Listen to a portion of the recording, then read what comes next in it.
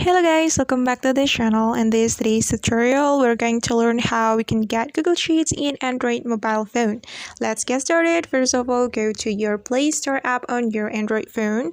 And then after that, you can simply click on search button on the top of your screen right here. And you can type Google Sheets like this.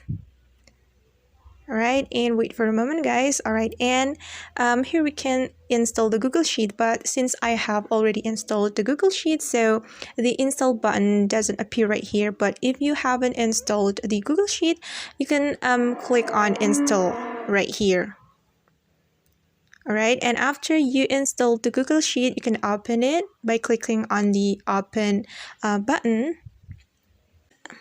Alright, and that's how we can get Google Sheets in Android mobile phone. I hope this video will be helpful for you.